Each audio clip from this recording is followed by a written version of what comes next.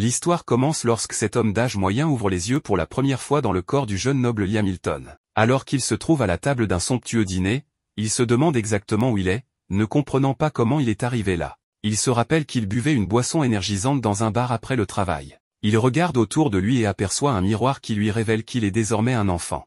Le choc de cette révélation le fait crier, alarmant les adultes, y compris son père actuel, le chef de la famille Hamilton. Hamilton, profondément humilié par le comportement enfantin de Liam, lui rappelle que, bien qu'il soit seulement le cinquième fils et donc le moins significatif, il reste un membre de la respectable famille Hamilton et doit se comporter comme un noble en tout temps. Liam reste silencieux, ne comprenant rien à la situation ni à l'identité de cet homme. Voyant son malaise, la servante à ses côtés suppose qu'il est simplement contrarié par la réprimande de son père. Elle tente de lui remonter le moral en lui disant qu'il devrait être heureux que son père soit de bonne humeur, car cela aurait pu être bien pire. Elle explique également que son père est si joyeux car il vient d'avoir une fille après avoir eu plusieurs fils. Pour célébrer cette occasion, il a organisé cette fête pour l'anniversaire de sa fille. Lentement, Liam commence à comprendre qu'il joue le rôle du fils d'un noble. Il suppose qu'il s'agit d'un rêve étrange. Mais lorsqu'il s'endort en espérant se réveiller dans sa vie habituelle, il se réveille le lendemain matin toujours dans le corps de cet enfant. C'est alors qu'il réalise que ce n'est pas un rêve, mais bien la réalité. Ne comprenant pas pourquoi cela lui arrive, Liam n'a pas d'autre choix que d'accepter sa nouvelle vie. Il enfile les vêtements d'enfant et commence par explorer le balcon pour avoir une vue d'ensemble sur la maison Hamilton. Il découvre que celle-ci est entourée de vastes terres qui, selon la servante, appartiennent toutes à la famille Hamilton. Alors qu'il essaie de s'adapter à cette nouvelle vie, un de ses frères aînés vient lui parler de leur sœur. Ce frère, Bruno, est le quatrième fils et il a déjà décidé de l'avenir de leur sœur. Si elle est belle, elle doit se marier dans la famille royale, ce qui permettra de préserver leur statut de noblesse. Apparemment, la famille Hamilton est sur le point de perdre son statut noble, car elle n'a rien accompli de notable au cours des 3 dernières générations. Le père de Liam, actuel chef de famille, représente la 3e génération. Lorsqu'il prendra sa retraite, un membre de la 4e génération devra lui succéder. Bruno est convaincu qu'ils n'accompliront rien d'ici là et que les Hamilton deviendront des roturiers. Pour éviter cela, Bruno veut exploiter au maximum cette bénédiction et sauver leur famille de la ruine. Âgé de seulement 13 ans, Bruno est 1 an de plus que Liam mais agit de manière beaucoup plus mature. Il conseille à Liam de commencer à réfléchir à l'avenir de leur famille. Leur discussion est interrompue par l'arrivée de leur précepteur, qui commence à leur enseigner les bases de la magie. En apprenant qu'il va étudier la magie, Liam ne peut contenir son excitation et bondit de son siège, embarrassant Bruno, surpris par cette réaction. Bruno lui dit de ne pas se faire trop d'illusions, car seulement une personne sur 100 possède un talent naturel pour la magie.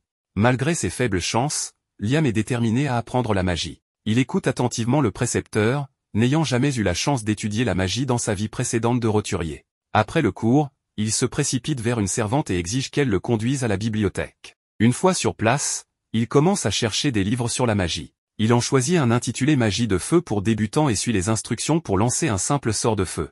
Il parvient à allumer une flamme sur son index. La servante est impressionnée et félicite le jeune maître pour avoir réussi à lancer un sort de feu. Désireux d'en apprendre davantage, Liam se rend au bureau de son père pour demander l'accès à des grimoires, les livres de sorts de la bibliothèque. Le comte, occupé par son travail, montre peu d'intérêt pour son 5e fils, mais il lui accorde la permission d'étudier des livres en dehors de la bibliothèque sans poser de questions. Avec l'autorisation de son père, Liam se met immédiatement au travail, saisissant quelques livres de la bibliothèque et apprenant tout ce qu'il peut. Peu de temps après, il apprend un nouveau sort appelé Lame de feu. Un mois passe, et Liam maîtrise son sort de lame de feu sans l'aide d'un grimoire. Il montre cet accomplissement à Bruno, qui n'en revient pas que son jeune frère ait appris cela seul en seulement 1 mois. En tant que frère aîné, Bruno veut naturellement être meilleur que Liam et prend son propre grimoire pour chercher un éventuel raccourci afin d'apprendre des sorts. Cependant, après avoir essayé un moment, Bruno réalise que leur plus jeune frère est tout simplement extrêmement talentueux, avec une forte affinité pour la magie. Bruno conseille alors à Liam de continuer à apprendre la magie, lui promettant que s'il continue à briller, il pourra gagner en statut et devenir célèbre. Mais cela signifierait aussi que Liam surpasserait complètement le reste de la famille Hamilton. Bruno demande donc à Liam s'il étudie aussi intensément pour devenir le prochain chef de famille. Liam le rassure en disant qu'il veut simplement apprendre la magie comme passe-temps et qu'il n'a pas l'intention de viser le trône ou de devenir une cible pour leur frère aîné, Albrevi. Peu après, Liam apprend tous les sorts de feu pour débutants et décide de se fixer un nouvel objectif, maîtriser tous les sorts de glace pour débutants. Le père de Liam l'approche, ayant entendu dire qu'il peut utiliser la magie. Voyant enfin une valeur en lui, il commence à s'intéresser à son 5e fils. Cependant, sceptique, il demande à Liam de lui démontrer son talent. Liam montre son nouveau sort de glace en gelant un livre. Monsieur Hamilton n'est pas impressionné et demande si c'est tout ce que Liam peut faire. Liam répond qu'il vient à peine de commencer à apprendre la magie de glace. Ne voulant pas que son père le sous-estime, il révèle qu'il a maîtrisé tous les sorts de feu pour débutants en moins d'un mois. Cette fois, la réaction de Monsieur Hamilton change. Il éclate de rire en disant que les cieux ont enfin béni leur famille. Il encourage Liam à continuer d'apprendre et lui dit de ne pas hésiter à demander plus de grimoires si nécessaire. Pour la première fois, Liam se sent soutenu et encouragé par son père. Motivé, il se rend dans la forêt pour pratiquer, mais un majordome chuchote à Monsieur Hamilton une mauvaise nouvelle. Ignorant ce qui se passe, Liam croise un homme en manteau blanc assis sous un arbre. L'homme demande à Liam s'il est l'un des fils Hamilton. Lorsque Liam répond par l'affirmative, l'homme soupire et lui dit d'aller de l'avant et de le capturer. Voyant Liam totalement perplexe, l'homme lui dit d'oublier cela et lui demande plutôt s'il a un grimoire. En entendant que Liam va pratiquer la magie pour débutants, l'homme propose de lui enseigner une méthode plus efficace et lance 5 sorts différents à la fois. Fasciné, Liam demande à l'homme de lui apprendre comment faire. Appréciant le fait que Liam ne possède pas l'orgueil inutile de la plupart des nobles, l'homme accepte de lui montrer les bases. Il enseigne à Liam comment lancer simultanément des cercles magiques avec ses 2 mains. Liam parvient à lancer des sorts de feu des 2 mains, et l'homme lui apprend ensuite à lancer 3 cercles magiques à la fois. Liam maîtrise rapidement cette technique, mais il échoue à exécuter le sort car il manque encore de puissance magique. Malgré cela, l'homme est impressionné par le talent de Liam et révèle qu'il peut lui-même lancer jusqu'à 16 sorts en même temps. Malheureusement, le temps presse pour l'homme, et il veut vraiment enseigner davantage de magie à Liam. Il lui offre une bague qu'il appelle une Magicpedia, un artefact magique contenant des centaines de grimoires. Lorsque Liam enfile la bague, des centaines de sorts magiques affluent dans son esprit, lui permettant de les apprendre librement. Liam apprend instantanément un sort d'attaque de vent et, en utilisant l'un de ces sorts, l'homme disparaît sous ses yeux, le laissant totalement confus. À ce moment-là, la servante arrive pour dire à Liam à quel point il est dangereux de rester dehors. Elle l'informe également qu'un homme suspect s'est introduit sur leur terre. Elle lui remet un livre de magie d'invocation pour débutants que Monsieur Hamilton voulait qu'il ait, puis s'en va. C'est alors que l'homme mystérieux réapparaît devant Liam, lui révélant qu'il ne voulait simplement pas être vu par les autres, indiquant qu'il pourrait en réalité être dangereux. L'homme dit à Liam qu'il ne pourra pas rester longtemps et qu'il souhaite lui enseigner un dernier sort avant de partir. Il demande à Liam de choisir un sort dans le livre de magie d'invocation et Liam choisit celui pour invoquer un salamandre, un esprit de feu de bas niveau. Suivant les instructions de l'homme, Liam utilise l'anneau pour activer le sort. Il réussit à invoquer le salamandre, mais celui-ci est immédiatement absorbé par l'anneau.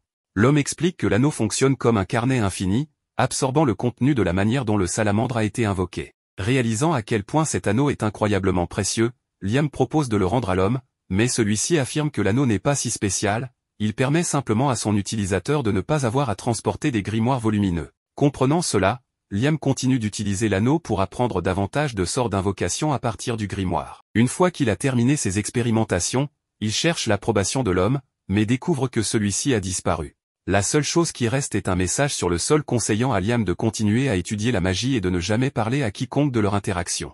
Bien que Liam n'ait passé qu'une heure ou deux avec cet homme mystérieux, il le considère comme son maître et lui est profondément reconnaissant pour ses enseignements. Un mois passe et Liam maîtrise ses sorts d'attaque et d'invocation. En utilisant ces sorts, il crée un four fonctionnel, qu'il utilise ensuite pour produire du charbon blanc.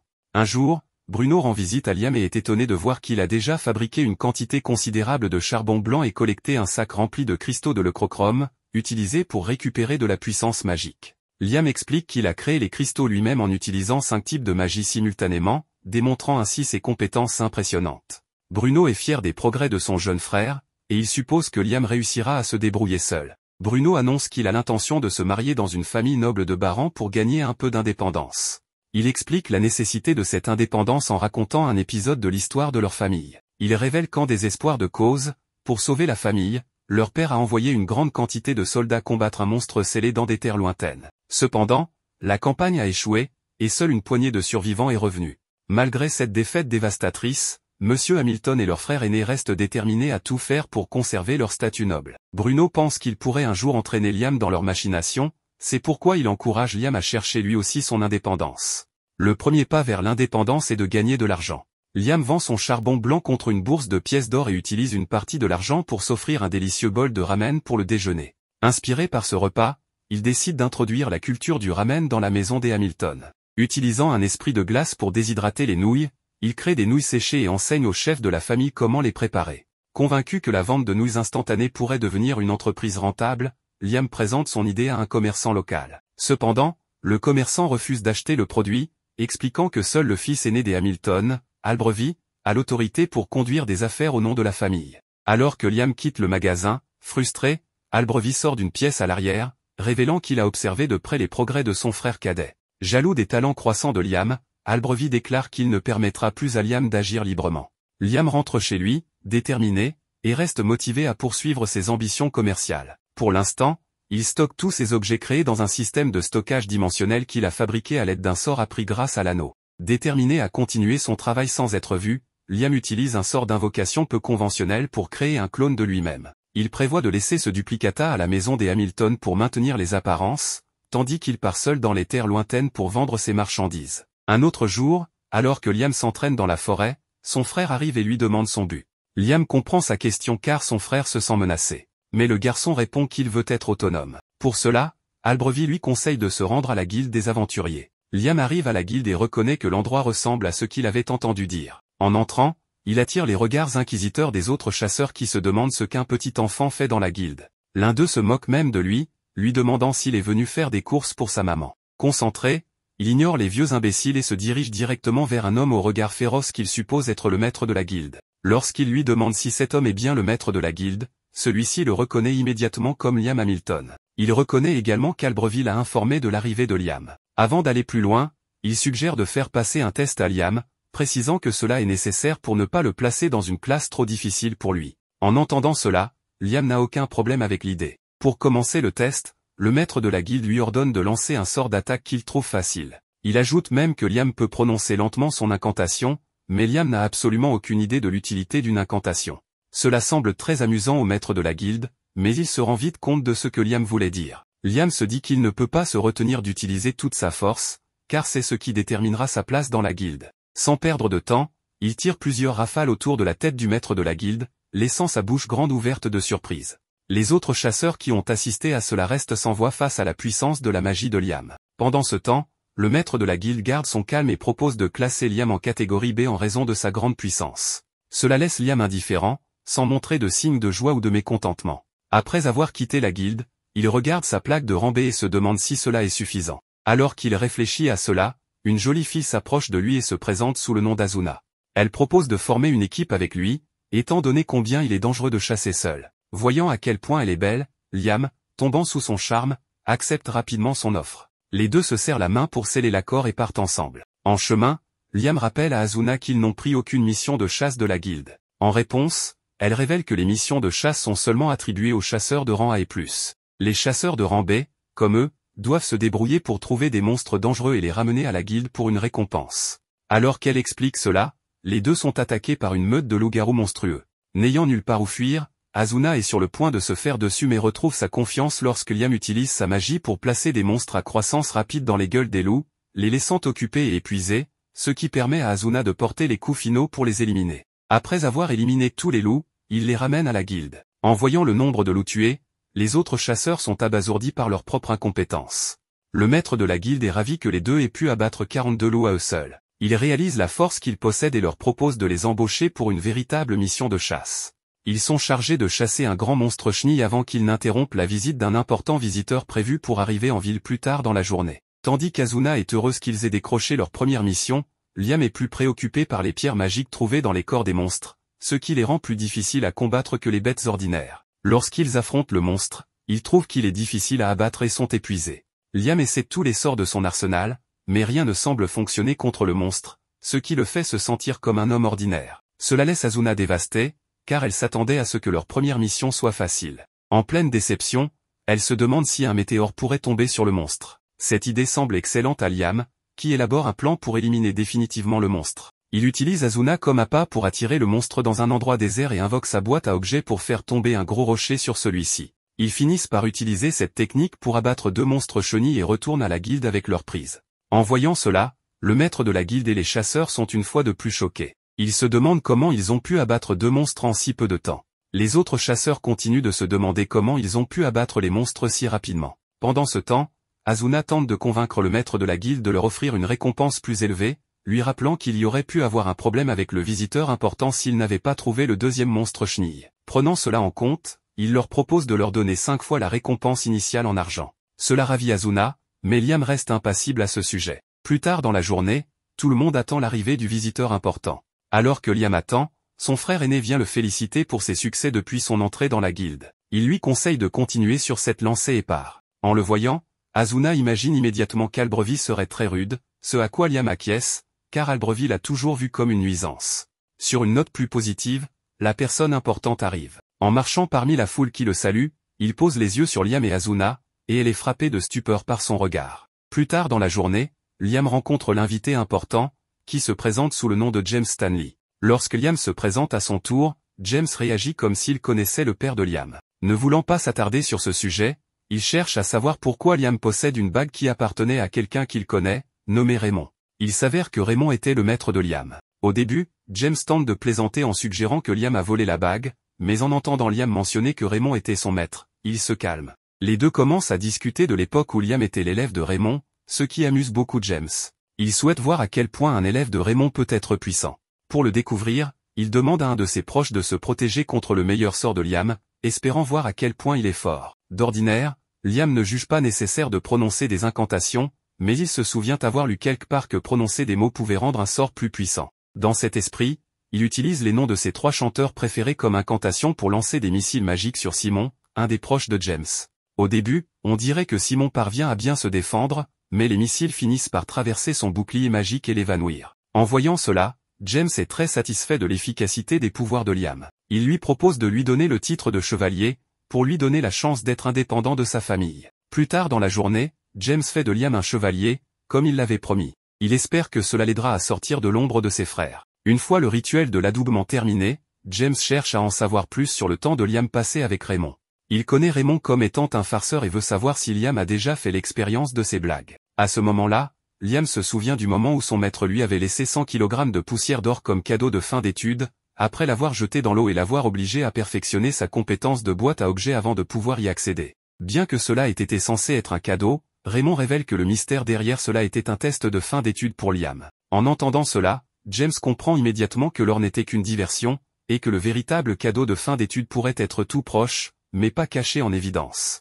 Pour le découvrir, Liam retourne sur le site et utilise sa boîte à objets pour absorber toute l'eau du lac. En marchant à travers le lac asséché, il se demande ce que son maître aurait pu lui laisser. Il tente de décoder les derniers messages de son maître et finit par élaborer un plan pour extraire la poussière d'or seule et la déposer dans le lac vide. Après avoir fait cela, une porte mystérieuse s'ouvre. Liam descend les escaliers sous le lac vide et trouve une lettre ainsi qu'un livre. La lettre révèle que le livre, qui est un grimoire de niveau maximal, est son véritable cadeau de fin d'études. En prenant le livre, il se rend compte qu'il détient le pouvoir d'un autre monde. Curieux de découvrir ce que ce pouvoir renferme, il est déterminé à l'étudier pendant des heures. Il continue à pratiquer les sorts, mais cela ne donne aucun résultat favorable. Après plusieurs essais, il réussit enfin, et le sort révèle un énorme miroir. Liam entre dans le miroir et découvre un espace alternatif, dans un monde différent de celui du magicien. De plus, l'espace augmente à mesure qu'il devient plus puissant, car il peut y loger des gens, ce qui le rend plus efficace que la boîte à objets. Liam reste à imaginer les possibilités infinies de ce sort. Il est incroyablement reconnaissant envers son maître de lui avoir laissé quelque chose d'aussi puissant. Un mois plus tard, Liam et Asuna combattent une grande grenouille. Ils tentent d'utiliser des salamandres de feu contre elle, mais elles n'ont aucun effet. Cela irrite la grenouille, qui est prête à les attaquer avec de la foudre. Liam utilise ses pouvoirs du monde parallèle et emmène Asuna avec lui pour les protéger de l'attaque de la grenouille. Finalement, la grenouille perd connaissance, ce qui permet à Asuna de l'achever. Ils apportent la pierre magique de la grenouille à la guilde, et le maître de la guilde est surpris qu'ils aient réussi cela, surtout étant donné que c'était un travail classé. Cependant, il semble faire comme si Liam avait tout fait seul. Cela agace Asuna, mais elle ne le prend pas trop mal. Elle se demande comment elle pourrait devenir plus forte pour rivaliser avec la puissance de Liam. À ce moment-là, le maître de la guilde suggère qu'elle devienne sa familière, car cela améliorerait ses pouvoirs en fonction de ceux de son maître. En entendant cela, Asuna est ravie et accepte de devenir la familière de Liam, même si l'un des effets secondaires est qu'elle ne pourrait jamais lui dire non. Elle affirme qu'elle ne s'en soucie pas, même s'il veut être rusé avec elle, car cela ne la dérange pas. Liam accepte. Le maître de la guilde effectue le rituel pour eux en faisant embrasser Asuna le dos de la main de Liam. Lorsqu'elle fait cela, elle devient immédiatement plus puissante et acquiert une compétence unique qui lui permet de se déplacer vite comme l'éclair. Voyant comment cela fonctionne, Liam reste sceptique quant au contrat de familière, et se demande si cela fonctionne réellement. Il décide de l'essayer avec quelqu'un d'autre pour voir si cela est réellement efficace. Asuna lui recommande une personne qu'elle connaît, nommée Jodie. Lorsqu'il fait de Jodie sa familière, elle rajeunit soudainement et acquiert le pouvoir de guérir les gens avec sa cuisine. Quelques jours plus tard, James invite Liam à sa maison et lui annonce l'arrivée de la princesse Scarlett. Il loue tous les accomplissements de Liam depuis son arrivée en ville et lui révèle que cela a fait de lui une personne d'intérêt pour la princesse. Il ajoute que la princesse souhaite voir ses familiers et observer leurs capacités uniques. En entendant cela, Liam refuse immédiatement, car il pense que cela serait irrespectueux envers ses familiers, qui sont ses amis et non des objets de spectacle. Après qu'il ait dit cela, James le laisse partir. Nous découvrons alors que la princesse n'est en réalité que la servante déguisée, et ayant entendu toute leur conversation, elle croit que Liam n'oserait pas lui dire la même chose en face. Le protagoniste est allé rencontrer la princesse et a été impressionné par l'importance de cette femme. Il se présente, et elle lui dit qu'elle veut aller droit au but. Scarlett souhaite qu'il lui explique comment il a réussi à vaincre l'orfe carnivore et la grenouille géante. Liam partage tous les détails, et la princesse est stupéfaite, n'ayant jamais entendu parler de quelqu'un capable de vaincre une grenouille géante sans magie de haut niveau. Scarlett demande à James s'il connaît un cas similaire, mais lui aussi confirme que c'est inédit. De son côté, Liam se demande à quoi peut ressembler cette magie de haut niveau, car il aimerait bien l'utiliser un jour. La princesse exprime maintenant le souhait de rencontrer les compagnons de Liam. Malgré la pression qu'il ressent, il refuse, expliquant qu'il ne compte pas transformer ses camarades en spectacle. Contre toute attente, Scarlett éclate de rire et admet qu'elle est désormais encore plus intéressée par Liam. Elle lui explique qu'il est rare que quelqu'un capte son attention 2 fois et qu'il mérite donc une récompense. Liam s'interroge sur ces 2 fois, mais Scarlett l'interrompt et lui accorde le titre de baron. Pour ceux qui l'ignorent, c'est le plus bas rang de la noblesse, mais cela reste tout de même une position noble. Liam a du mal à y croire, car il estime n'avoir accompli aucun exploit méritant un tel honneur. Cependant, Scarlett insiste, réussir à capter son attention à 2 reprises est un exploit en soi. En plus du titre, elle lui offre un grimoire de pacte avec un familier. Liam la remercie sincèrement pour ce cadeau, et Scarlett est surprise de voir qu'il est bien plus heureux de recevoir un grimoire que d'être fait noble. Plus tard,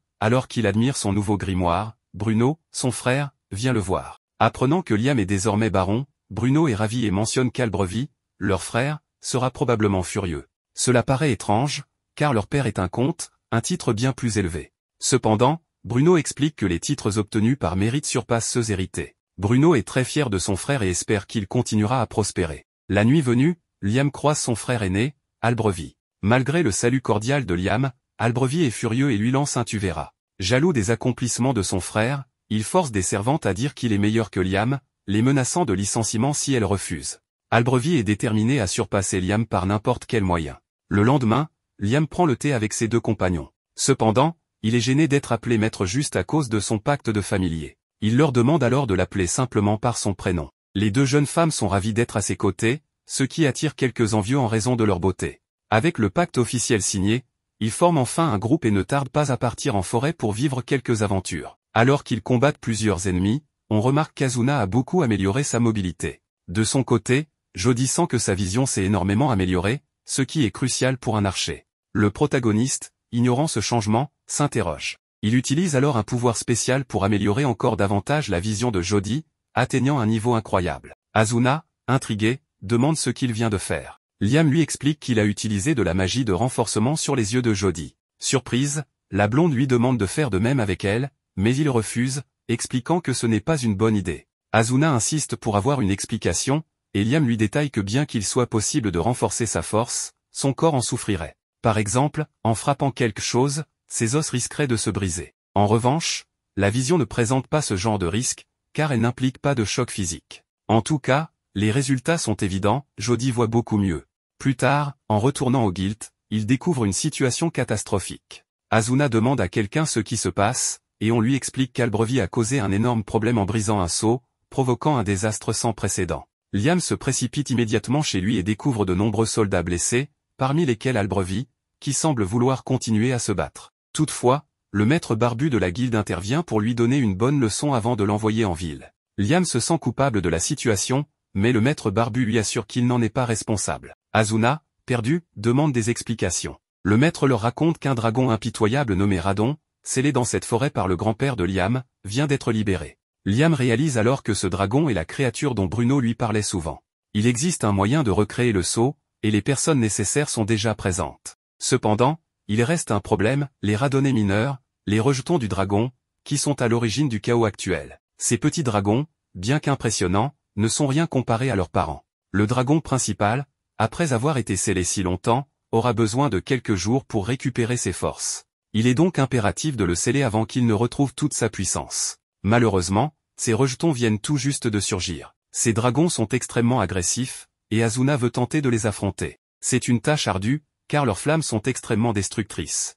Liam sait qu'ils sont en difficulté, d'autant plus qu'il y a 3 dragons à affronter. Il demande alors à Asuna d'utiliser sa vitesse pour s'éloigner avec Jody. Pendant ce temps, Liam invoque sa boîte à objets, convoque ses objets préférés et déclenche un sort nommé monde parallèle. Grâce à cela, il parvient à piéger les créatures dans une dimension parallèle. Il lance ensuite son grimoire dans sa boîte à objets, scellant ainsi les 3 créatures. Le maître barbu est impressionné que Liam ait pu, seul, vaincre les 3 dragons en un seul mouvement. Alors que les autres commencent à recréer le sceau pour enfermer Radon, Asuna et Jody reviennent pour demander à Liam comment il a fait. Il leur explique qu'il a utilisé son sort monde parallèle, qui crée un espace séparé. Comme il ne maîtrise pas encore parfaitement ce sort, tout ce qui entre dans cet espace disparaît lorsqu'il le désactive. Ces 2 personnes sont ravies d'avoir Liam à leur côté, le considérant comme quelqu'un d'incroyable. Soudain, une voix terrifiante résonne en appelant Liam. Il s'agit de Radon, le dragon, qui lui dit qu'il est un humain insignifiant mais doté d'une immense âme. Liam est surpris que le dragon impitoyable lui parle, et Radon est tout aussi étonné qu'on l'appelle ainsi. Il se demande si c'est ainsi que les humains modernes le nomment, bien que cela ne l'intéresse pas, car il est normal que son nom ait changé au fil des siècles. Radon demande alors au protagoniste qui il est réellement. Liam répond qu'il n'est qu'un simple humain, mais le dragon n'y croit pas, ressentant que l'âme et le corps de Liam ne sont pas en harmonie. Liam se demande si Radon a deviné qu'il est un adulte réincarné dans un corps plus jeune. Le dragon lui répond que, même s'il ne sait pas comment cela est arrivé, la vie de Liam sera certainement très intéressante. Liam a l'impression que le dragon lui a lu dans les pensées, mais Radon lui demande de le laisser l'accompagner, voulant observer sa vie de près. Hésitant, Liam écoute Radon, qui promet de ne pas lui faire de mal et même de l'aider, mais uniquement dans la mesure où cela sert ses objectifs. Après réflexion, Liam décide de lui faire confiance et lui demande sa force. À cet instant, une marque apparaît sur la main droite de Liam. Tout le monde est stupéfait, y compris Liam lui-même, qui ressent le pouvoir de Radon circuler dans son corps. En testant sa nouvelle puissance, Liam réalise qu'il peut lancer 11 sorts sans incantation. Poussé par cette découverte, il invoque les noms de ses chanteurs préférés pour maximiser son pouvoir et réussit à lancer 17 sorts en tout en gardant le contrôle. Cependant, cette démonstration affecte gravement les mages encapuchonnés environnants. Radon conseille à Liam de contenir son pouvoir, car il est trop écrasant pour eux. Heureusement, Jody et Asuna ne semblent pas affectés, peut-être en raison de leur lien en tant que familiers de Liam. Le maître barbu remercie Liam d'avoir éliminé la menace, mais ce dernier s'excuse pour les effets secondaires de sa nouvelle puissance. Se sentant responsable des souffrances causées par le combat, Liam offre 10 kg d'or pour couvrir les frais des blessés, en demandant de prioriser ceux nécessitant une longue convalescence. Le maître barbu est abasourdi, considérant ce geste comme une bénédiction. Dans son esprit, il commence à souhaiter que Liam devienne le chef des Hamilton pour le bien de tous. Plus tard, le comte Charles remercie Liam d'avoir réglé le désastre causé par Albrevie. Bien que tout soit résolu, Liam s'interroge sur le sort de son frère aîné. Charles lui explique qu'Albrevie est en résidence surveillée, mais Liam a entendu des rumeurs selon lesquelles il pourrait être déshérité. Pendant la nuit, Liam se rend dans la chambre d'Albrevie et entend les lamentations de son frère. Bien qu'il sache qu'Albrevie mérite ce qui lui arrive, Liam semble éprouver une certaine empathie pour lui. Il ne peut pas supporter que tout se passe bien pour le protagoniste, mais notre jeune héros, pour une raison quelconque, ne ressent aucune rancune envers lui, mais plutôt de la pitié. Il sait que son frère aîné n'a voulu que protéger la famille, mais qu'il a été emporté par les mauvais sentiments. Cette même nuit, Liam fait un rêve très étrange, dans lequel il s'entraîne à la magie. Après avoir réfléchi un moment, il comprend qu'il s'agit de nouveaux sorts. Sans perdre de temps, il court dans la forêt pour essayer 2 nouveaux sorts. Le premier lui a pris beaucoup de temps à maîtriser, mais il lui permet d'invoquer des créatures du dragon sous sa totale volonté. La princesse arrive et pense en elle-même être choquée qu'un simple enfant soit capable d'utiliser de la magie sacrée. Liam lui demande ce qu'elle fait dans cette zone, et elle lui répond qu'elle est venue voir le seigneur Hamilton, qui est désormais Liam. En résumé, elle est venue lui remettre une récompense pour avoir vaincu le dragon impitoyable. Malheureusement, le père de Scarlett ne lui permet pas de lui accorder un titre plus élevé, mais en échange, il le nomme chevalier de 3e classe de l'ordre du Phénix.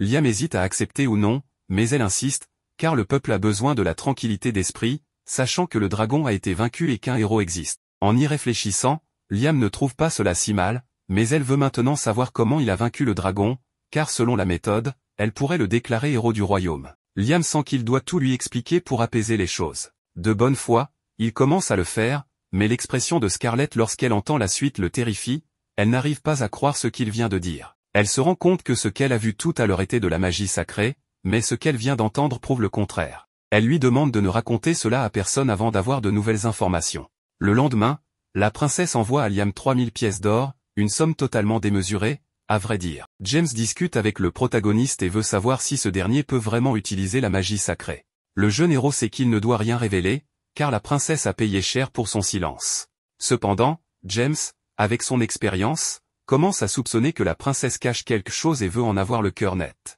Il a lu dans un rapport que le gigantesque dragon s'est transformé en lumière et s'est introduit dans le corps de Liam. Ne pouvant plus garder le secret, Liam finit par avouer qu'il peut désormais utiliser certains sorts de magie sacrée. Pour prouver ses dires, il montre le sort Clear, qui élimine tout état altéré, comme une purification. James, impressionné, lui demande s'il connaît la guerre des 3 dragons.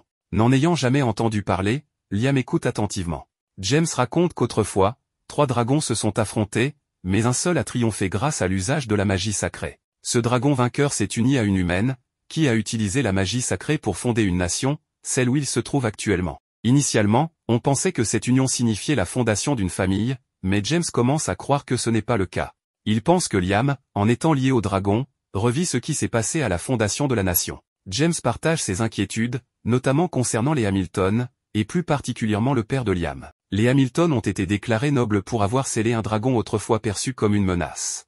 Mais si ce dragon est en réalité l'ancêtre de la nation, leur titre pourrait être révoqué. James ajoute qu'un danger encore plus grand serait que le dragon, rempli de colère, cherche à se venger, ce qui plongerait la nation dans le chaos. Cependant, le dragon a dit à Liam qu'il se moquait de l'opinion des humains et qu'il recevrait un nouveau nom dans quelques siècles. Il a également avoué s'intéresser à la vie de Liam, ce qui rassure James, car cela signifie que la nation ne devrait pas être en danger. James conclut que grâce à cette situation, tout le monde peut se sentir en sécurité, et Liam pourrait même être vu comme le sauveur de la nation. En marchant, Liam réfléchit à la possibilité de préparer à l'avance les sorts qui prennent du temps à s'activer. Plus tard, il retrouve ses 2 camarades, qui lui annoncent qu'il y a de nombreuses demandes pour rejoindre leur groupe. Sa renommée, due à la défaite du dragon, attire beaucoup de monde, et il devra choisir parmi une liste de candidats en tant que chef de groupe. De retour chez lui, une de ses camarades lui annonce qu'il a reçu des propositions de mariage, y compris une recommandation de Bruno, qui lui présente le profil d'une jeune fille, parente de sa femme. Bruno ne comprend pas pourquoi tout ce tapage. Il demande au protagoniste ce qu'il a fait pour être si populaire. Certes, il a vaincu un dragon, mais il doit y avoir autre chose pour que même des nobles de haut rang veuillent le rencontrer. Le protagoniste, déconcerté, ne sait pas quoi penser, car il n'avait jamais connu une telle popularité, même dans sa vie précédente. Plus tard, il invite ses camarades pour leur montrer quelque chose dans le monde parallèle, une immense maison qu'il a fait construire et qu'il a déplacée dans ce lieu. Grâce à sa maîtrise totale du sort, les objets ne disparaissent plus comme avant. Jody trouve cependant la maison trop lumineuse et aimerait davantage d'obscurité. Le protagoniste invoque alors un esprit d'obscurité pour assombrir l'endroit, mais comme l'obscurité devient totale, il fait apparaître une salamandre de feu pour allumer une cheminée, ce qui améliore l'ambiance. Le problème est que l'esprit d'obscurité, étant de bas niveau, ne peut pas contrôler l'intensité de l'obscurité. Asuna remarque que ce serait bien que les esprits puissent évoluer comme les humains. Cela donne une idée brillante à Liam, qui décide soudain de conclure un pacte avec l'esprit d'obscurité. Grâce à ce pacte, l'esprit monte de niveau, permettant à Liam de contrôler parfaitement l'obscurité et de la rendre plus naturelle. L'esprit le remercie et lui demande de l'invoquer en cas de besoin, mais Liam ne connaît pas encore le sort d'invocation pour les esprits de niveau intermédiaire. La grand-mère de l'obscurité lui explique que son anneau lui permet d'y stocker un sort d'invocation de niveau intermédiaire, bien qu'ils doivent s'entraîner un peu. Après un moment, il réussit à sceller l'esprit dans l'anneau et commence à faire évoluer la salamandre, qui devient un charmelion. Il enchaîne avec d'autres esprits, ce qui lui donne littéralement une belle collection d'esprits évolués, tout cela avec un simple anneau. Le protagoniste est maintenant si puissant qu'il peut posséder plusieurs esprits de niveau intermédiaire, alors que les grimoires nécessaires à cela sont normalement des trésors réservés à la noblesse. Le lendemain, à la demande de Radon, Liam s'aventure dans la forêt. Le dragon lui demande d'invoquer l'un de ses enfants, ce que Liam réussit après beaucoup de pratique. Cependant, l'espace commence à se distordre, et il aperçoit une multitude de fées. Les fées s'enfuient à la vue d'un humain, mais Liam leur annonce qu'il est là au nom de Radon. Peu à peu, elle s'approche et confirme que le dragonnet est bien le fils du dieu dragon, comme elle l'appelle. Liam explique qu'il est venu parce que Radon veut qu'ils prennent en charge leur protection. En effet, les ailes de fées, très recherchées par les humains, les mettent en danger constant. Le dragon les protégeait autrefois avec une barrière, mais cette responsabilité incombe désormais à Liam. Radon lui conseille de donner un nom aux fées, car les humains ont un talent particulier pour cela. Liam accepté, par un pacte de familier, nomme la fée aux cheveux verts Rena. Contre toute attente, Rena évolue en une elfe. Radon, surpris, explique que nommer les créatures par un pacte multiplie leur puissance magique. Il conseille à Liam de donner un nom aux êtres avec qui il forme des pactes. Liam trouve cela judicieux. Les autres fées réclament aussi un nom, et Liam, tel un prêtre, commence à les baptiser une par une. À la fin, une véritable communauté d'elfes, désormais ses familiers, s'est formée. Elle lui demande ce qu'elles peuvent faire pour lui, prête à lui obéir en tout. Après mûre réflexion, la meilleure idée de Liam est de construire un village dans cet endroit.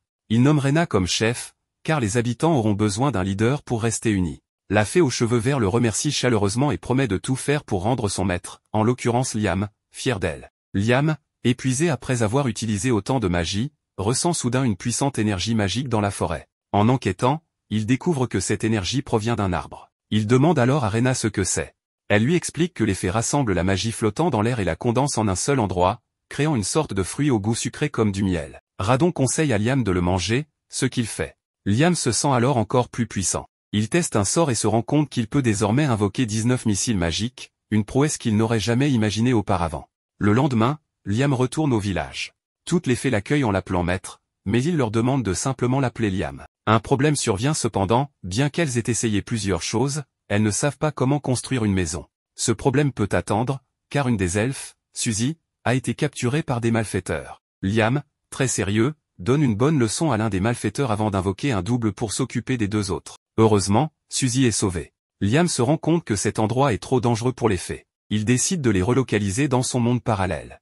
Bien que cet espace soit trop étroit pour accueillir autant d'habitantes, il se demande si le nectar des fées pourrait avoir agrandi l'espace disponible. Il leur annonce que ce sera leur nouveau foyer, un lieu où elles ne courront plus de danger comme Suzy en a rencontré. Les fées, émues, le supplient de devenir leur roi. Liam, un peu pris au dépourvu, finit par accepter, mais précise qu'il sera simplement leur leader, pas leur roi. Liam sait que le monde parallèle n'est qu'une solution temporaire. Il devra trouver des terres où elles pourront vivre durablement. Plus tard, alors que tout le monde profite de nouilles instantanées, Liam s'entraîne à utiliser un sort de magie sacrée transmis par Radon. Voyant les efforts de Liam, le dragon lui donne un coup de main, ce qui permet à Liam de maîtriser le sort. Liam, prévoyant, avait envoyé son double dans un endroit très éloigné. Il rassemble toutes les elfes et active sa magie sacrée de haut niveau, un sort de téléportation. Ils se retrouvent instantanément à 100 km de leur position initiale, dans un endroit appelé la Terre Scellée. Cet endroit se trouve à 4 jours de marche, mais grâce à sa capacité de téléportation, Liam peut se rendre immédiatement dans tout lieu visité auparavant. De plus, tout endroit exploré par son double est automatiquement considéré comme visité par l'original. Pour l'instant, il faut 4 jours à Liam pour recharger son sort, mais il espère le maîtriser bientôt. Le dragon lui demande de poser sa main sur son emblème pour briser le sceau qui protégeait cet endroit. Auparavant, Radon le protégeait, bien qu'il ne dise pas pourquoi. Ce lieu deviendra le nouveau foyer des elfes, qui sont ravis de ce cadeau.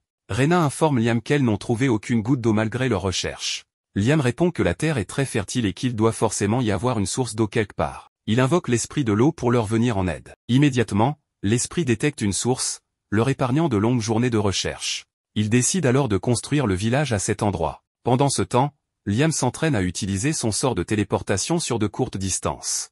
Il sait que l'utiliser fréquemment l'aidera à mieux le maîtriser. De plus, grâce à certains cristaux, il peut presque instantanément récupérer son énergie magique. Après de nombreuses séances d'entraînement, Liam finit par maîtriser parfaitement le sort de téléportation. Avant de partir, il fait ses adieux aux elfes. Il informe Rena que les jeunes dragons veilleront sur elle en son absence et leur promet de revenir rapidement. Liam se rend alors auprès de la princesse, qui a une question à lui poser. Elle veut savoir si le dragon lui a parlé d'une terre promise. Liam répond que non, mais il mentionne une terre scellée. La princesse insiste pour visiter cet endroit. Plus tard, un ingénieur de la cour arrive, et Liam le duplique avant d'utiliser son sort de téléportation pour se rendre sur place. Une fois là-bas, Scarlett est stupéfaite. Elle demande à Radon, via Liam, si cet endroit est bien la terre promise. Le dragon répond qu'il n'a jamais promis de terre aux humains, mais ne nie pas que cet endroit pourrait être cette fameuse terre promise. Bien que cela soit un peu flou, Scarlett est convaincue que ce lieu est le paradis mentionné dans les anciennes légendes. Elle sort alors un objet de sa poche, appelé la clé du destin.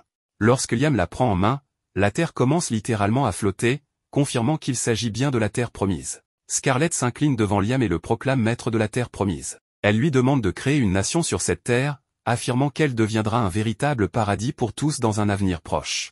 Liam doute de pouvoir accomplir une telle tâche, mais Scarlett lui promet son soutien indéfectible et lui jure fidélité. Les travaux dans la terre promise sont déjà en cours, et les elfes s'efforcent de construire leur village sous les ordres du double de Golak, l'ingénieur royal. Pendant ce temps, notre protagoniste se consacre à éliminer les monstres de la région.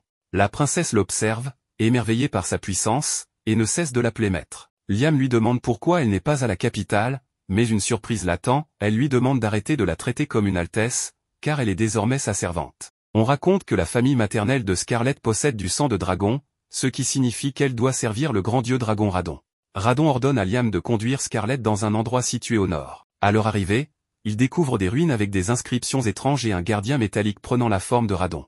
Le dieu dragon demande à Liam de vaincre ce gardien. Sur son front est gravé un mot en langue ancienne. Radon lui explique qu'en effaçant une lettre, le mot deviendra obéissance. Scarlett indique à Liam qu'il s'agit de la deuxième lettre en partant de la droite. Liam s'exécute, et cela fonctionne, le gardien obéit désormais à Scarlett grâce à son sang de dragon. Scarlett décide de rester avec le dragon de métal pour soigner une blessure, bien que cela semble étrange puisqu'il est en métal. Liam retourne au village, où il remarque de la fumée. Les elfes l'informent qu'ils ont été attaqués par des loups-garous. Peu après, ces derniers arrivent, furieux que leur terre sacrée ait été envahie. Leur chef menace de tuer tout le monde s'ils ne quittent pas les lieux. Liam tente de négocier, mais le chef l'attaque. N'ayant pas d'autre choix, Liam l'immobilise et invoque un dragonnet pour comprendre les raisons de cette attaque. Le loup, surpris, explique que les loups-garous ont toujours vécu ici et chassent les intrus sur ordre du dieu dragon.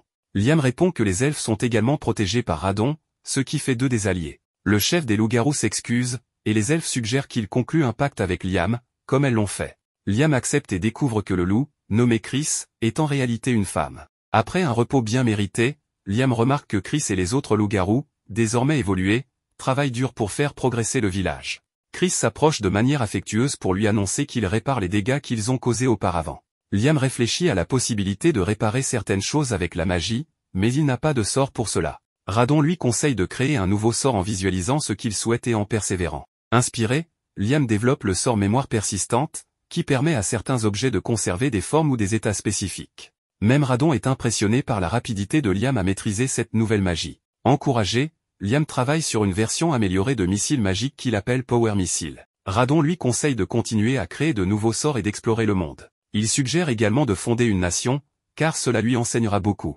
Cependant, Liam semble plus intéressé par l'origine de la magie, comment la première personne à l'avoir utilisée l'a-t-elle créée? Il suppose qu'il doit être possible de créer un sort sans visualisation préalable. Radon, amusé par l'originalité de Liam, l'encourage à poursuivre ses réflexions. Mais soudain, Rena arrive en urgence, on lui a signalé que des humains poursuivaient récemment des faits. Immédiatement, Liam se téléporte pour vérifier la situation, et effectivement, des humains à cheval poursuivent des faits tout en commentant à quel point ces terres inexplorées sont incroyables. Il semble aussi motivé par l'idée de trouver des trésors. Liam se place devant eux, et les hommes lui demandent s'il habite ici. Se remémorant les paroles des autres, il prend son courage à deux mains et leur annonce que cet endroit est sa nation. Le chef des explorateurs lui demande le nom de cette nation, mais comme Liam ne sait quoi répondre, il se moque de lui et tente de continuer son chemin. Sans patience, Liam les avertit que s'il persiste, il utilisera tout son pouvoir pour les expulser. Les explorateurs, peu impressionnés par un jeune homme seul, ne prennent pas sa menace au sérieux.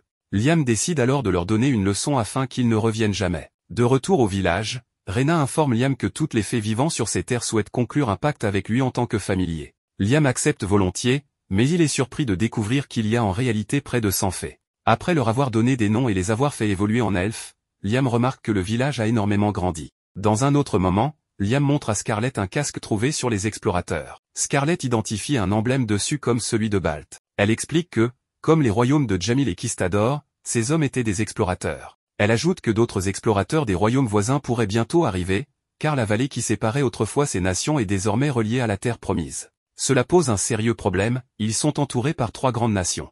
Scarlett conseille donc à Liam de fonder rapidement une nation. Pour cela, il lui faudra 3 éléments, des terres, une population et du pouvoir. Si les terres et la population semblent réalisables, Liam sait qu'il lui manque des soldats pour défendre ce nouveau pays. Chris propose que les lycanthropes prennent en charge la protection de la nation.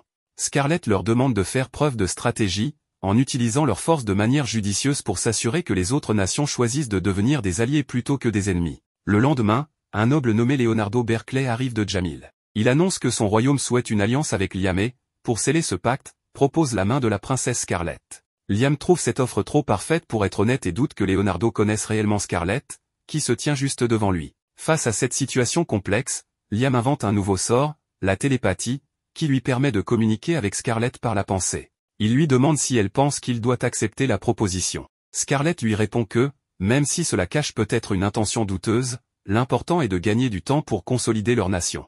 Liam accepte donc, mais demande un délai d'1 an avant la célébration du mariage, expliquant que cela permettra à la nation d'être mieux préparée pour accueillir une princesse. Leonardo accepte et promet de transmettre ce message au roi de Jamil. Peu après, Liam et son clone utilisent la téléportation pour visiter la demeure de Scarlett dans la capitale. Liam n'y est jamais allé, mais son double l'avait déjà visité avec Scarlett, lui permettant ainsi d'utiliser cette capacité. Scarlett, après avoir confirmé qu'il s'agissait bien du vrai Liam, l'accueille dans son manoir. Liam, curieux, admet qu'il aimerait explorer la capitale, mais Scarlett lui rappelle qu'en tant que dirigeant d'une autre nation, il ne peut pas se permettre d'être vu ainsi. Alors qu'il se prépare à prendre un thé, Liam sent quelque chose d'étrange, c'est comme si Radon était présent dans cet endroit. Le dragon confirme que oui, bien que ténu, son pouvoir est présent dans cet endroit. Liam interroge Scarlett pour savoir si quelque chose lié à Radon se trouve ici.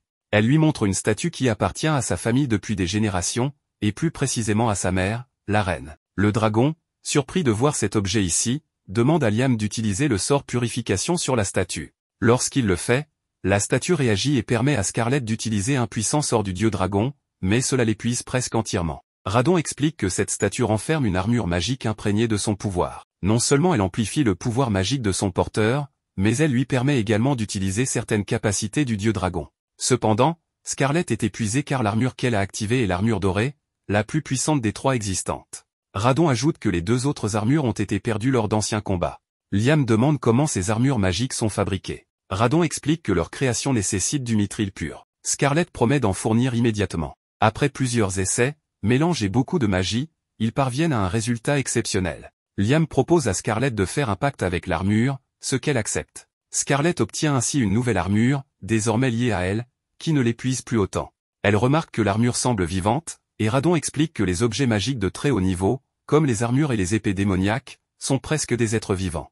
Intrigué, Liam décide de nommer l'armure Ares. Scarlett ressent immédiatement une légèreté et une puissance accrue. Même Radon avoue qu'il n'avait jamais envisagé un pacte de ce genre auparavant. Grâce à cette innovation, Scarlett devient bien plus puissante. Radon partage ensuite une anecdote avec Liam, il avait donné un nom à un artefact, mais n'avait jamais fait de pacte avec lui comme familier. Il s'agit du dragon de métal, qui est en réalité l'armure personnelle de Radon. Liam comprend que c'est cette armure que Radon avait utilisée lors de la guerre des 3 dragons. Liam demande la permission de l'utiliser, ce que Radon accepte. Liam se rend au village pour observer le dragon de métal. Impressionné par cette gigantesque statue mobile dotée d'une volonté propre, il décide de faire un pacte avec elle. Une fois lié au dragon de métal, Liam se sent extraordinairement puissant, capable de lancer 37 missiles en même temps. Cependant, après son premier sort, il s'épuise complètement. Radon explique que Liam est le 3e à avoir survécu après avoir porté cette armure, et le premier à avoir réussi à lancer un sort. Radon ajoute que, si Liam parvient à maîtriser totalement cette armure, il pourrait régner sur le monde entier. Après que le protagoniste a récupéré une partie de son pouvoir, il demande à Scarlett un moment pour emmener le roi Radon gardien. Elle lui répond qu'il devrait même le garder. Liam le range alors dans sa boîte à objets, car rappelons que ce dragon n'est pas un être vivant à proprement parler. Scarlett retourne à la capitale tandis que Liam se rend au village. En arrivant, il constate que le développement du village est bien avancé. Cependant, Rena vient informer qu'un groupe de trolls vit à proximité. Ces créatures musculeuses sont redoutables, et il en existe 2 types, les extrêmement violents et les très amicaux. Malheureusement, ceux qui vivent près du village font partie des violents. Sachant que de plus en plus d'humains viendront s'installer ici, le protagoniste doit intervenir au plus vite pour éviter toute catastrophe. En chemin, Liam remarque que la région est devenue aride, alors qu'elle était fertile il y a peu. Pourtant, malgré l'absence de végétation, la zone regorge de ressources comme le fer. Peu après, les trolls apparaissent et lui demandent qui il est. Il se présente sous le nom de Liam et leur annonce qu'il est venu les recruter, car il construit une nouvelle nation. Le troll reste méfiant envers les humains qu'il considère comme des menteurs. Mais Liam insiste, affirmant qu'il traitera tout le monde de manière juste. Il leur révèle même que les fées et les loups-garous l'ont déjà rejoint et qu'ils devraient en faire de même. Le troll refuse d'écouter et attaque. À la surprise générale, il se bat intelligemment et parvient à piéger Liam pour l'achever en un seul coup. Cependant, grâce à son armure magique de combat de Radon, Liam ressort indemne. Le troll, déconcerté, ne comprend pas ce qu'il s'est passé, tandis que ses compagnons semblent effrayés. Le protagoniste lui explique que sa rage a failli blesser ses propres alliés et que s'ils sont encore en vie, c'est uniquement grâce à sa protection. Impressionné, le troll voit en Liam un être à la fois puissant et bienveillant, et accepte de l'écouter. Liam lui explique qu'il construit un village où vivent principalement des elfes et des lycanthropes, ainsi que quelques humains. En somme, il veut que les trolls rejoignent la communauté. Le troll lui demande pourquoi il les a choisis, et Liam lui répond que c'est pour plusieurs raisons, mais surtout parce que l'arrivée imminente d'humains pourrait devenir un danger. Avant de prendre une décision, le troll veut voir le village. Liam les téléporte alors sur place. Surpris, le troll demande ce qui vient de se passer. Liam lui révèle qu'il a utilisé de la magie sacrée de haut niveau. Mais l'étonnement ne s'arrête pas là. Chris, une combattante du village, semble connaître le troll. Dès qu'elle le voit, elle lui assène un coup. Liam, intrigué, veut savoir quel est leur lien. Chris explique qu'ils sont comme des rivaux, car à chaque fois qu'ils se croisent, ils se battent. Elle a gagné 307 fois et perdu 378 fois, preuve que leur affrontement dure depuis longtemps. Chris se demande si le troll a perdu en puissance, car elle n'arrive pas à croire qu'il ait été vaincu d'un seul coup. Mais Liam précise que c'est elle qui est devenue plus forte après avoir évolué. Ravi, Chris conseille alors au troll de conclure un pacte avec Liam. Plus qu'un simple conseil, c'est un ordre, car le perdant d'un combat doit obéir au gagnant. Le troll n'a pas d'autre choix que d'accepter. Liam accepte de conclure le pacte, et le troll, désormais baptisé Guy, évolue en une version plus petite, mais beaucoup plus puissante. Sans attendre, Guy engage aussitôt un combat avec Chris.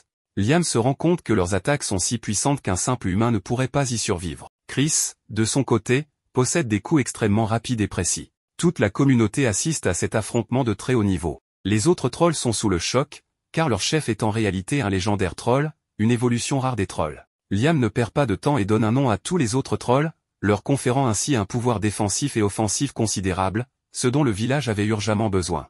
Le lendemain, les trolls se mettent à récolter des roches riches en minerais pour que Liam puisse les extraire. Il invoque alors la salamandre et son champignon pour faire le travail. En plus d'abondantes réserves de fer, il découvre aussi de l'argent, de l'or et un peu de cuivre. Cependant, Liam espérait trouver davantage de mithril, mais il n'en a obtenu qu'une infime quantité. Radon lui rappelle que le mithril est un métal extrêmement rare dans le monde humain.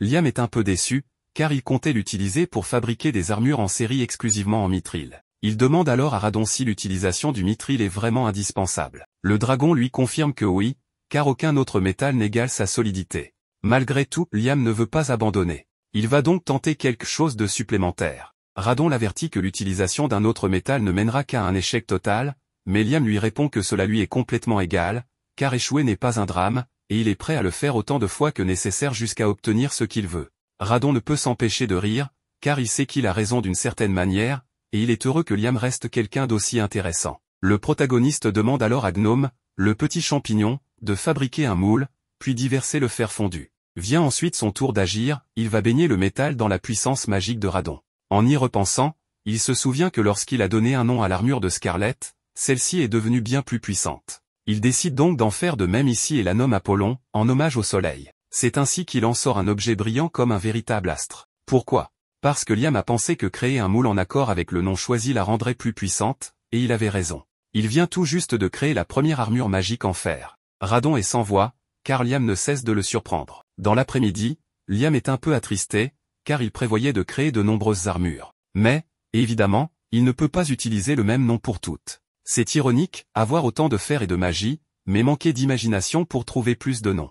Après une nuit de dur labeur, il parvient à créer un total de 15 armures. Il en donne 5 aux elfes, 5 aux lycanthropes et 5 aux trolls. Cependant, comme toujours, ces deux derniers groupes se disputent. Liam pense pourtant qu'il devrait former une excellente équipe, car il possède à la fois la vitesse et la force pour vaincre des groupes entiers d'ennemis. Soudain, tout le monde ressent la présence d'étrangers, il s'agit d'humains venus capturer des elfes. Ces types ne s'attendaient pas à tomber sur de telles merveilles et comptent clairement les vendre pour mener une vie de luxe.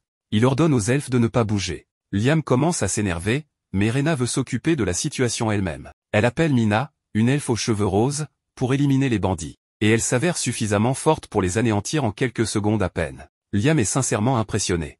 Il y a encore quelque temps, les elfes étaient très faibles, et les voir maintenant capables de se défendre seuls est incroyable. Tout cela est grâce aux armures magiques. Cela lui rappelle qu'il doit absolument trouver plus de noms pour en fabriquer davantage. Cependant, l'un des bandits menace tout le monde en affirmant qu'il tuera Liam si quelqu'un ose bouger. Le protagoniste lui fait comprendre son erreur en lui infligeant une correction mémorable, et les autres bandits prennent la fuite comme des lâches. Durant la nuit, Liam décide d'entrer dans son autre monde et invoque de nombreux esprits de l'eau, les Celsius. Il leur explique qu'il transporte de l'eau de mer dans sa boîte à objets et veut savoir s'ils peuvent la séparer en eau douce et en sel. Les esprits confirment que c'est possible et se mettent immédiatement au travail. À ce moment-là, l'un d'eux s'approche du protagoniste, c'est l'esprit qui l'a fait évoluer il y a quelque temps. Elle lui dit que son monde est désormais bien plus vaste et qu'elle souhaite le remercier pour cela. Elle mentionne également qu'elle a appris à posséder des objets et à altérer le monde humain, bien que la monarque rituelle la gronde souvent à cause de cela.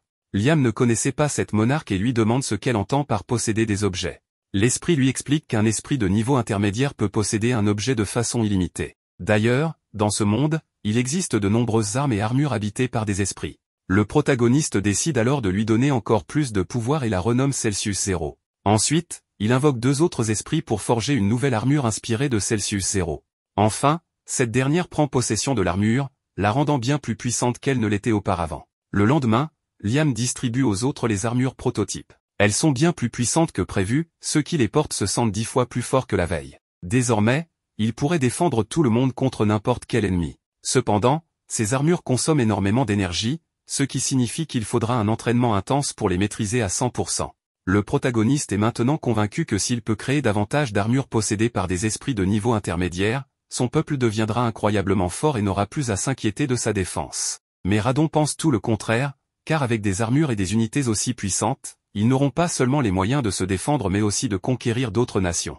Jody et Asuna veulent savoir où diable Liam a été tout ce temps. Pour être honnête, j'avais complètement oublié l'existence de ces deux-là. Ce qui est amusant, c'est qu'Asuna veut qu'il leur donne l'argent qu'il est censé leur avoir mis de côté. Vous savez, celui que la princesse leur a donné pour qu'elle ne parle pas de ce qui s'est passé avec Radon. Un peu plus tard, Asuna offre à Liam l'unique grimoire de la ville qui n'a pas encore de propriétaire. Grâce à son anneau, il acquiert instantanément toutes les connaissances du grimoire et découvre avec surprise un sort qu'il ne connaissait pas du tout.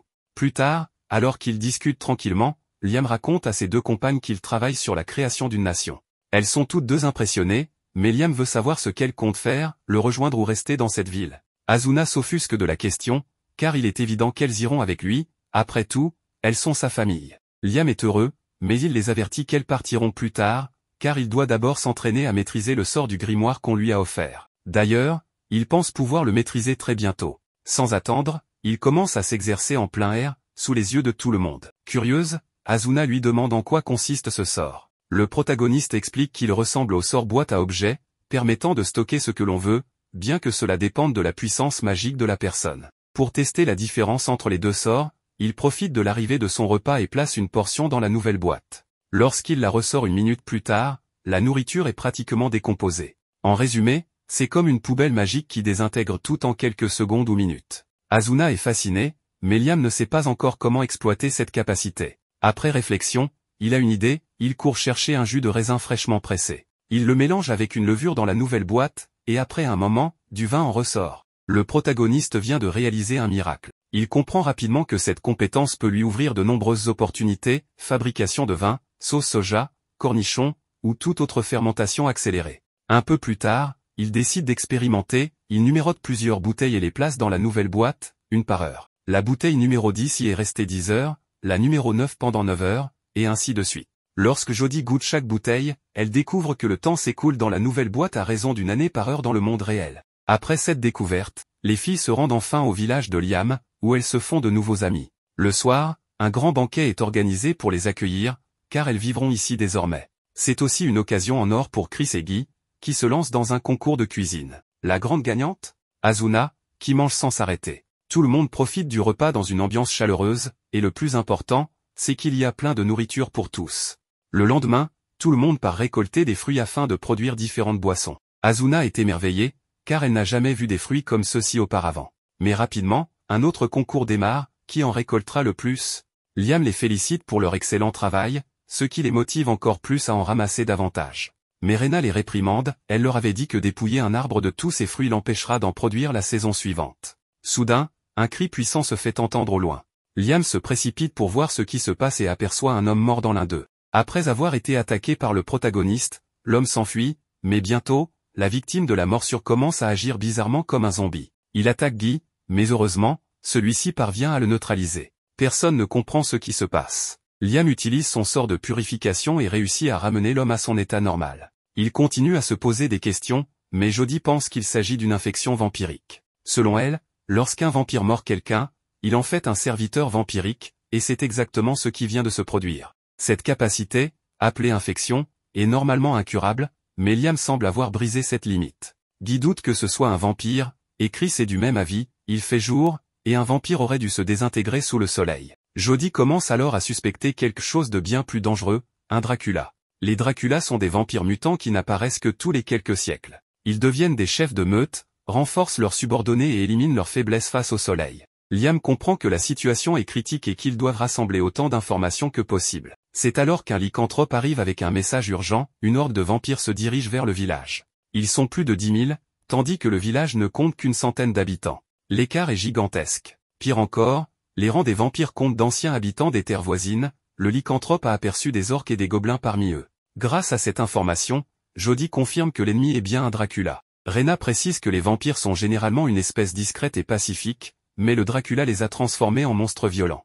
La menace est plus grande que jamais. Pour l'instant, il faut les éliminer au plus vite avant qu'ils ne finissent par infecter tout le monde et anéantir le village. Le protagoniste fera tout ce qu'il peut, mais il demande à prévenir les villages voisins pour qu'ils évacuent au plus vite. Notre héros ne sait pas exactement comment gérer cette situation, mais un peu plus tard, on l'informe que les villages alentours ne prennent pas cette menace au sérieux. Il pense que c'est une blague ou une folie. D'ailleurs, tous les autres s'agenouillent devant lui. Pour ne rien arranger, l'ennemi fait quelque chose d'incroyable, il parvient à ressusciter tous les vampires qui avaient été vaincus au combat. Le protagoniste sait que l'adversaire est puissant, mais pour l'instant, il félicite l'informateur pour son excellent travail. Maintenant qu'il évalue la situation, il comprend que vaincre Dracula ne sera pas simple. Cependant, grâce à toutes les informations récoltées, il a désormais une petite idée de la manière dont il pourrait combattre cet ennemi. Il est donc temps de l'affronter. Un peu plus tard, on retrouve 5 personnages face aux vampires. En quelques secondes, ils enfilent leurs armures magiques de combat et lancent plusieurs attaques pour éliminer un maximum d'ennemis. Mais ils sont bien trop nombreux. Guy ordonne alors une retraite temporaire. Pourtant, un phénomène étrange se produit, Dracula lui-même semble être là. Liam active immédiatement son sort de téléportation pour s'approcher, puis il l'emmène ailleurs, loin des autres vampires. Dracula ne comprend rien. Le protagoniste lui explique qu'ils sont désormais à 1000 km de leur position initiale en seulement 2 secondes. Liam sait qu'il peut vaincre ce type, mais par précaution, il lui demande s'il ne préférerait pas coexister pacifiquement et devenir son voisin. Dracula refuse catégoriquement et déclare qu'il est désormais inarrêtable jusqu'à ce qu'il ait consommé toutes les espèces inférieures. Liam comprend et passe immédiatement à l'attaque avec sa magie, mais l'ennemi esquive ses sorts et se retrouve derrière lui en un instant, ce qui ne lui était jamais arrivé auparavant. Cet adversaire est bien trop dangereux. Il décide alors d'utiliser sa lance sacrée, mais une fois encore, cela ne lui fait absolument rien. C'est maintenant au tour du vampire d'attaquer. Il tente de transformer Liam en l'un des siens, mais heureusement, notre héros active son illusion et parvient à s'échapper de justesse. Dracula est impressionné de voir qu'un simple gamin maîtrise autant de sorts, mais cela ne l'inquiète pas du tout. Le protagoniste comprend qu'il est en mauvaise posture. Il sait que s'il utilise l'armure de Redon, il n'aura plus d'énergie, ce qui le fait hésiter. Pour l'instant, il continue à lancer toutes sortes de pouvoirs contre son adversaire, mais rien ne fonctionne. Dracula ricane et lui annonce que l'attaquer ne sert à rien, car il est immortel. Il affirme que son existence dépasse les lois de ce monde et qu'étant donné qu'il n'est pas vivant, il ne peut tout simplement pas mourir. Son corps actuel n'est qu'un simple récipient, un objet qu'il utilise pour absorber la force vitale flottant dans l'air. Il explique clairement à Liam que tant que ce monde existera, il sera indestructible. Puis il attaque Liam, qui, en un acte de désespoir, active sa nouvelle boîte. Contre toute attente, il réussit à le capturer. Comme avec la boîte à objets, il peut y enfermer des êtres vivants. Mais puisque Dracula n'est pas vivant, il n'y a aucun problème pour l'y emprisonner. Il ne reste plus qu'à voir combien de temps il pourra tenir à l'intérieur sans absorber d'énergie vitale. 10 heures plus tard, soit l'équivalent de 10 ans dans la nouvelle boîte, il est indiqué que le vampire est entré en suspension animée, incapable de faire quoi que ce soit. On peut donc dire que le protagoniste a finalement remporté la victoire.